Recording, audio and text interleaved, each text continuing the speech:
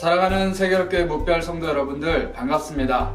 교육 디렉터를 맡고 있는 송선재 목사입니다. 4월 9일 토요일, 오늘 우리가 함께 나눌 찐큐티 말씀 묵상의 본문은 사무엘상 21장 1절부터 9절까지의 말씀입니다. 오늘 본문은 사울 왕에게 쫓기던 다윗의 모습을 그려주고 있습니다.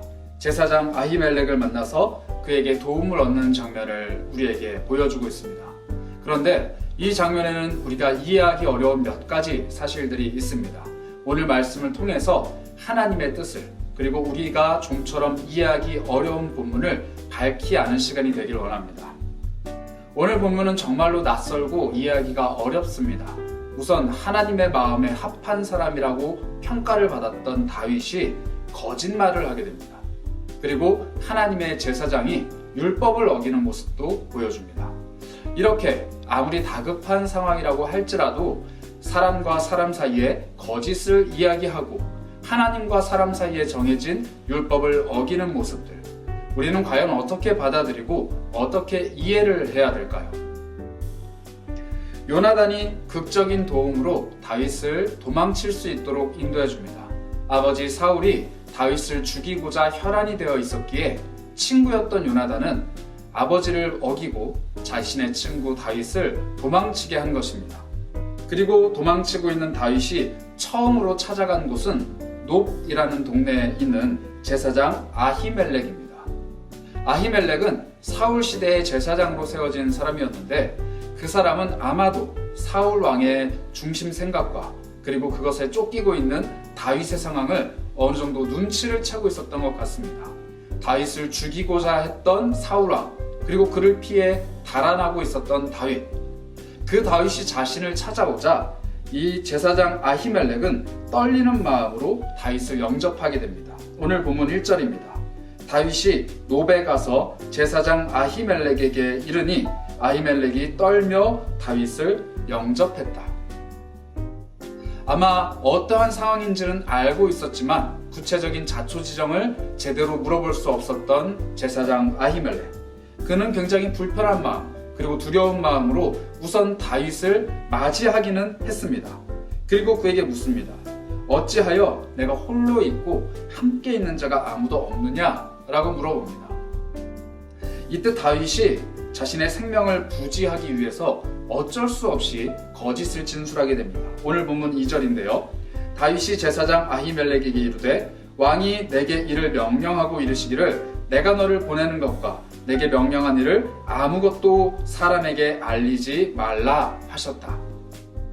실상 사울을 피해 도망가고 있는 다윗이지만 자신이 사울 왕의 명령을 받아, 특히 비밀스러운 명령을 받아 급하게 출발을 했다, 이렇게 이야기합니다.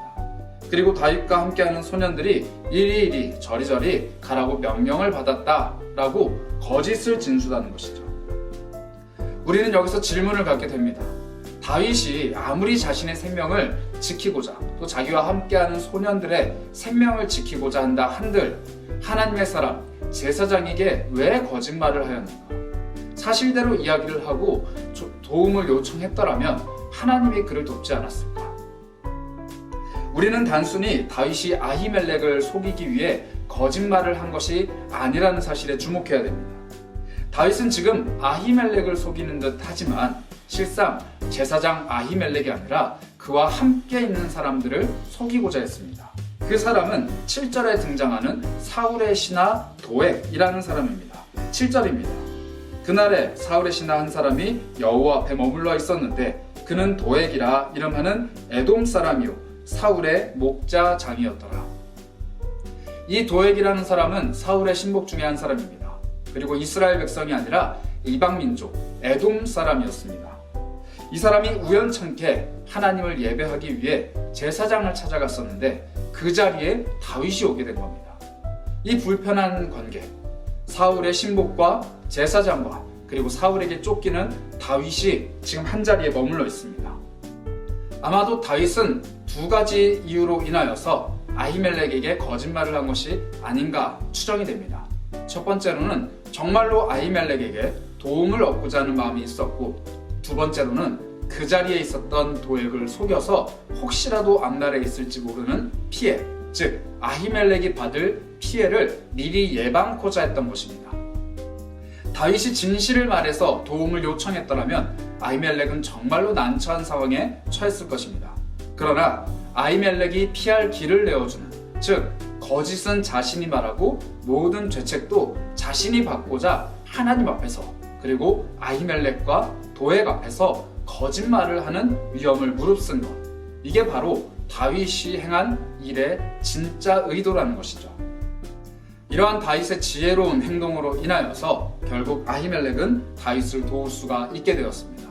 다윗과 그의 소년들이 먹을 빵을 내어주게 되었고, 그가 보관하고 있던 골리앗의 칼, 즉 다윗이 죽인 골리앗이라는 장수가 쓰던 칼을 무기로 내어주게 됩니다. 6절입니다. 제사장이 그 거룩한 떡을 주었으니 거기는 진설병 곧 여호와 앞에서 물러낸 떡밖에 없었습니다. 이 떡은 더운 떡을 드리는 날에 물려낸 것이더라. 우리는 여기서 한 가지 더 질문을 가지게 됩니다. 골리앗의 칼이야 어차피 다윗이 그를 죽였기 때문에 어쩌면 소유권이 다윗에게 있다고 하더라도 크게 문제가 되진 않습니다. 그러나 하나님 앞에 올려드렸던 진설병의 떡을 제사장이 아닌 다윗, 즉 일반 이스라엘 백성들이 먹는 것은 율법을 어기는 행위입니다. 다른 사람도 아니고 제사장인 아히멜렉이 이 율법을 모를 리가 없습니다. 그런데 지금 아히멜렉은 이 떡을 다윗에게 내어주고 있습니다. 왜 율법을 어기면서까지 다윗을 돕고자 했던 것일까요? 그것은 바로 아히멜렉이 율법의 기본 정신을 제대로 알고 있는 사람이었기 때문입니다.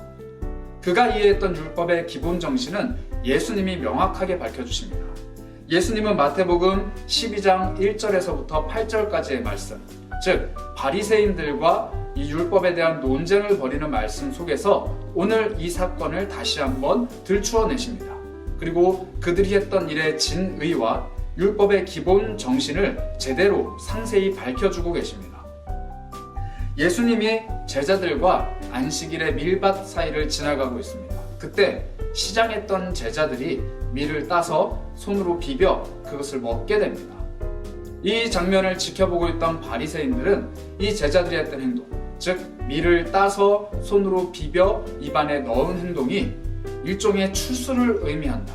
즉 안식일에 추수를 하는 죄를 범한 것이다 라고 지적을 하게 됩니다. 밀을 몇 가닥 따서 손에 비벼 입에 넣었다고 해서 안식일을 범하는 죄라고 할 수 있겠는가? 당시 바리새인들은 이러한 행동을 죄라고, 즉 율법을 어기는 행위라고 규정하고 있었습니다. 그런데 제자들은 그것을 알면서도 그 행동을 했던 것이죠. 바리새인의 지적 앞에서 예수님은 오늘 우리가 함께 읽은 본문, 즉 사무엘 상서에 나오는 다윗의 사건을 언급하십니다. 안식일에 제사장이 가서 진설병을 요구한 다윗, 그리고 그것을 내어준 아히멜렉 제사장, 그리고 예수님은 그들의 행동을 이렇게 평가하십니다. 마태복음 12장 7절과 8절입니다. 나는 자비를 원하고 제사를 원하지 아니하노라 하신 뜻을 너희가 알았더라면 무죄한 자를 정죄하지 아니하였으리라. 인자는 안식일의 주인이니라. 이렇게 말씀하셨습니다. 예수님께서는 안식일의 정신이 율법을 지키는 행위에 있는 것이 아니라 그 행동으로 인해 실천할 수 있는 자비에 있다라고 말씀을 하십니다. 자비를 원하고 제사를 원하지 않는다. 즉 안식일과 모든 율법은 하나님의 자비에 초점이 맞춰져 있는 것입니다. 그러니 밀밭 사이를 지나가다가 시장을 느꼈던 제자들, 즉 예수님과 함께 사역을 하다가 자신의 허기를 느꼈던 제자들에게 밀밭 사이에서 밀을 제공한 행위, 그 밀을 추수한 행위는 자비로운 하나님의 마음 안에 속해 있다는 것입니다.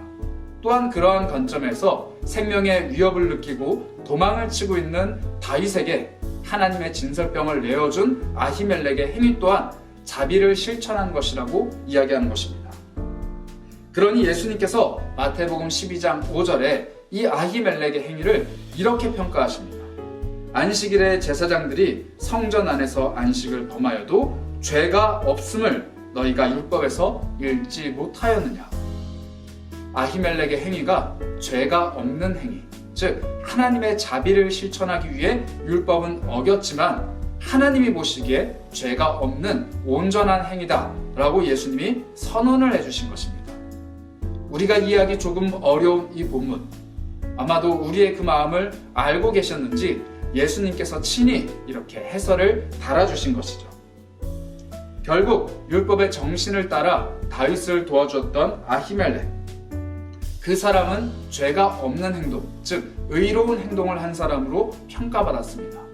그러나 비극적으로 다윗의 염려에도 그리고 다윗의 거짓말에도 불구하고 그 자리에 있었던 에돔 사람 도액은 사울 왕에게 이 모든 사실을 일러 바쳤습니다. 그리고 사울 왕은 도액을 통해 아히멜렉의 생명을 취하게 됩니다. 즉 아히멜렉은 이 사건, 즉 하나님의 자비를 실천한 사건 때문에 죽음을 당하게 된 것입니다. 비극적인 죽음을 맞이한 아히멜렉, 그러나 다윗은 그 은혜를 잊지 않고 그의 아들과 후손을 돌보아주게 됩니다. 그리고 수천 년이 지난 후 예수 그리스도와 지금 우리는 이 아히멜렉의 행위를 하나님의 자비를 실천한 의로운 행위라고 하나님 앞에서 그에게 박수를 보낼 수 있게 되었습니다. 여러분들은 율법의 기본 정신, 하나님의 자비를 어떻게 실천하고 계십니까? 이제는 율법이 완성된 시대, 즉 예수 그리스도의 시대, 교회의 시대, 그리고 안식일이 아닌 주일을 지키는 시대를 살아가고 있습니다. 그러나 안식일의 율법은 완성되었지만 안식일의 기본 정신, 즉 자비의 정신은 여전히 우리에게 살아서 우리를 자비의 길로 인도하고 있습니다. 주일에 예수 그리스도의 부활하심을 기뻐하며 예배를 드리는 주일은 온전하게 지키지만 혹여나 우리 이웃들과 예수를 알지 못하는 이웃들에게 전해야 될 자비의 정신은 우리가 온전하게 지키고 있지 못한 것은 아닌지 한번 돌아봐야겠습니다. 우리가 율법을 지키는 것, 예수 그리스도의 사랑의 계명을 지키는 것은 이웃을 향한 자비의 정신입니다. 그래서 예수님은 말씀하셨습니다. 나는 율법을 폐하러 온 것이 아니라 완전하게 하러 왔노라. 내가 너희에게 새 계명을 주노니 너희가 서로 사랑하라. 율법을 완성하는 사랑의 정신이야말로 우리가 실천해야 될 자비의 정신입니다. 오늘 하루, 내일 있을 예배를 준비하며 우리 이웃들에게 어떠한 자비를 베풀지 고민해보고 생각해보며 그리고 실제로 그 자비를 실천하는 하루가 되기를 축복합니다.